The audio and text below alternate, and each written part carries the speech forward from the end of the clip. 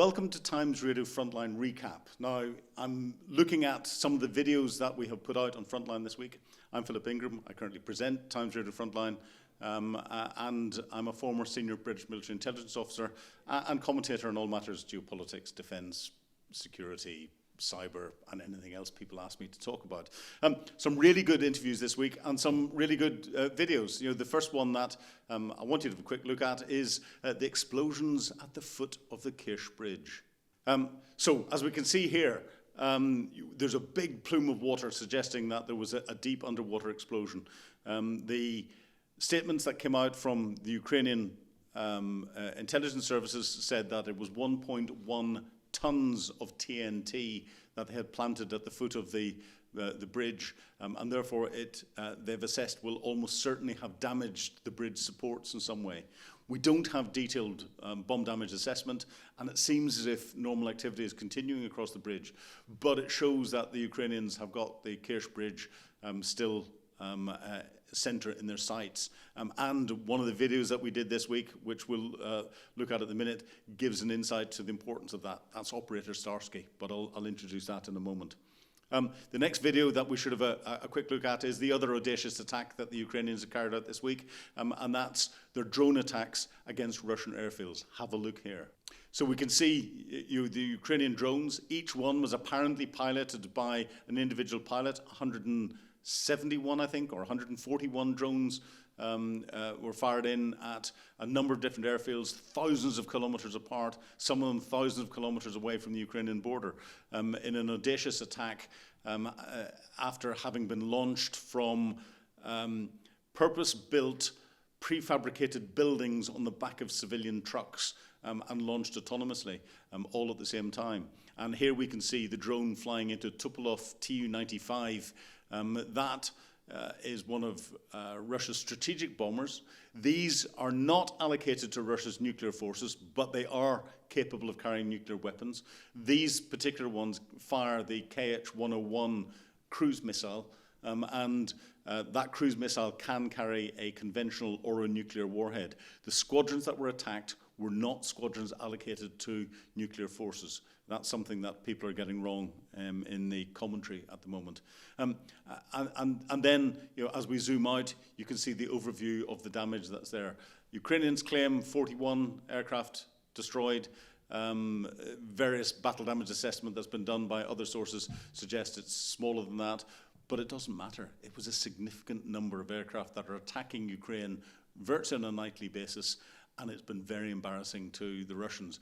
It's so embarrassing that the head of the Russian Air Force has had a small accident and committed suicide. So of the interviews that we've got this week, the first one that I want you to look at is Malcolm Nance. Now, Malcolm has got a similar-ish background to me, but he's Navy. He's Navy who spent most of his time on land, and he has actually served in Ukraine as part of the Ukrainian International Brigade. That's there. So it's got some fantastic insights. But what I'm talking about with Malcolm this week is the Ukrainian drone attacks, the difficulty that there is and the complexities that there are from an intelligence perspective in planning these, as he describes them, intelligence operations. And they are intelligence operations because they were run by the Ukrainian SBU, which is their equivalent in British terms of MI5, their security service. But the SBU are clearly working very closely with the HUR, which is the Ukrainian military intelligence run by General Budanov. And he's been the one that's been masterminding a lot of, or coordinating a lot of the activities where there's direct attacks inside Russia. Very audacious attack. Malcolm and I explore it in detail, something that's well worth watching the full video. In fact, the characterization of this attack, which has been carried out, Operation Spiderweb, by the SBU, right? This is their version of MI5, is brilliant. But it leverages the fact that Ukrainians and Russians for a very long time under the Soviet Union were fused together as a forced, society. So those SBU officers know where these air bases are, probably picnicked in many of these areas. So by carrying out a long-range, deep penetration intelligence operation, very actually, I'm gonna correct you. Unlike James Bond, right? James Bond's a loner. This really required an enormous number of spies in Russia, the logistics chain that they set up to actually assemble, test, develop these weapon systems. Zelensky's card deck is just full of aces, and so for Donald Trump to think that Ukraine had nothing going into his arrival back into the White House just shows the delusion. And, I mean, he's got this Putin love thing going on, just shows the delusion that he cannot understand that a smaller nation can take on bigger opponents and really cause damage. Yeah, well, there's so much in there. If we examine it in detail, I understand that the Ukrainians in October 2024 set up a company in Russia that was a haulage company, and they bought the haulage trucks and all the rest of it. That they then put these prefabricated buildings that they had put power capabilities in it, communications capability in it, and the drones in the roof of it, and all the rest of it, and had built that up, but you and I both know the detail of what needs to go on to plan these sorts of operations. But come on, from your perspective, let's give those that are watching this an understanding of the complexity of what goes on here. The reconnaissances that are needed, the getting the signals into over thousands of kilometers simultaneously, so that you can trigger all these devices, and being able to let individual pilots fly FPV drones, and the comms complexity, and been able to do that around what are some of the most secure military bases in Russia. What are your thoughts on the wider complexity? Well, the first 3 months that I was in the International Legion, I actually worked for GUR, which is Ukrainian Military Defense Intelligence, which is more like a hybrid of MI6 and generic military intelligence. And the first thing I can say is they kept me away from all the good stuff, right? These guys already knew their game. They had been fighting Russia since 2014. They had been an intelligence opponent since their, freedom in 1991. So they knew that Russia was always going to be an opponent.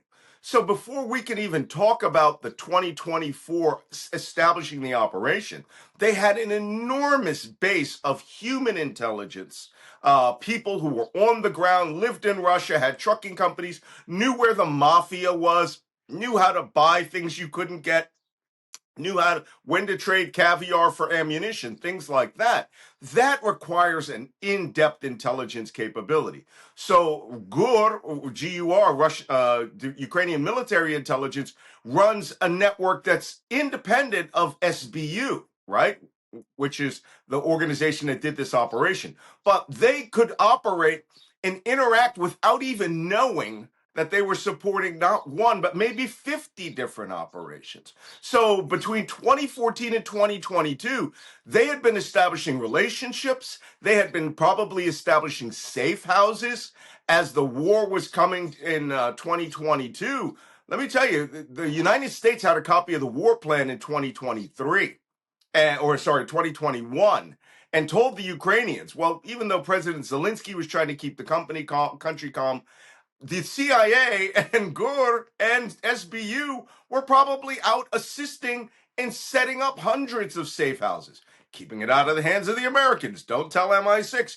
Completely and wholly independent, just in case operations. You leave behind dozens of officers or relatives who are out there who you can clean up their backgrounds.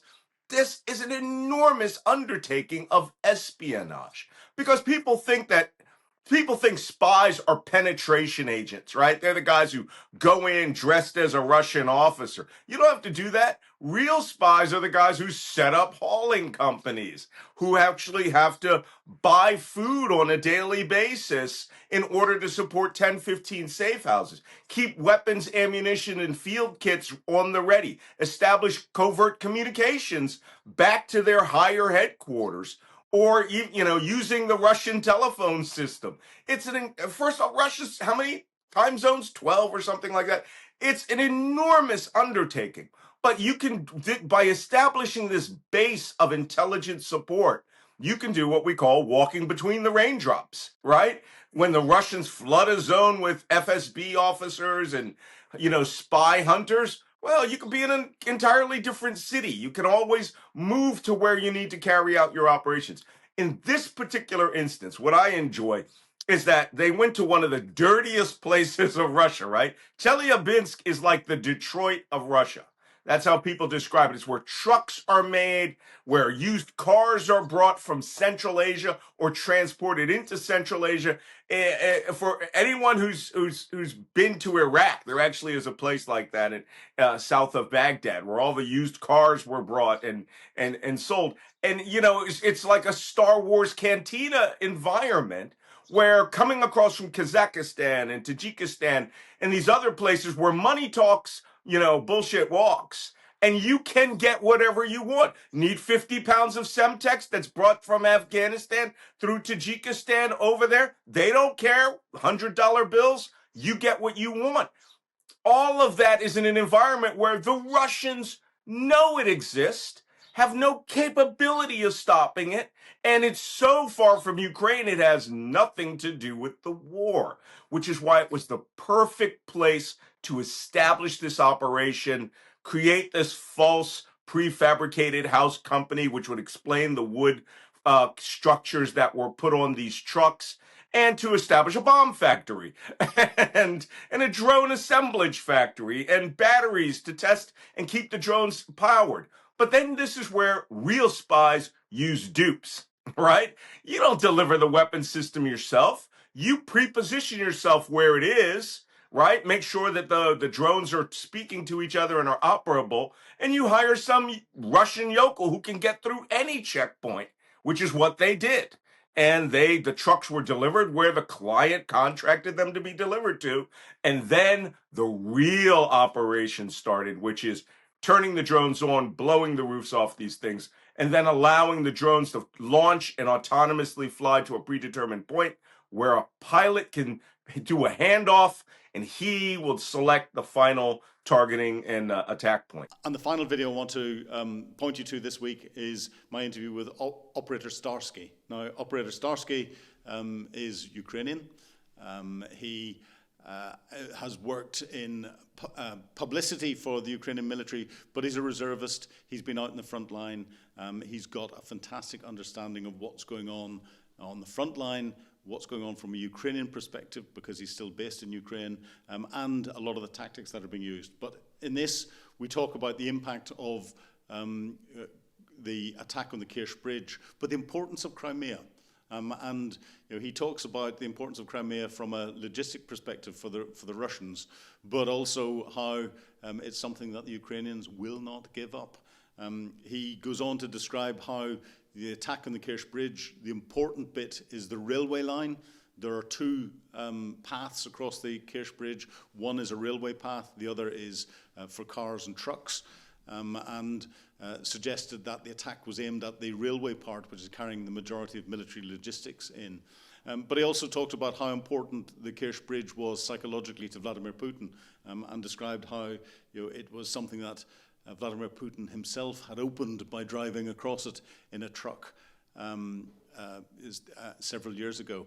And we get a bit of an understanding, if you go into the longer video, of what the Ukrainian people are thinking of this, but also what the Russians are thinking of it. And he's very clear in his statement whenever I ask him, do the Russian troops in the front line really know what's going on? He says, oh, yes. If they lose Crimea, of course, it will be a devastating blow, not only politically to Russia, but also psychologically and from the standpoint of morale of the people, of Russian citizens. But again, doesn't belong to them and never will. The importance of this strategic peninsula is extremely high because Russia has plenty of military bases there, even though they cannot use their Black Sea fleet much these days for obvious reasons.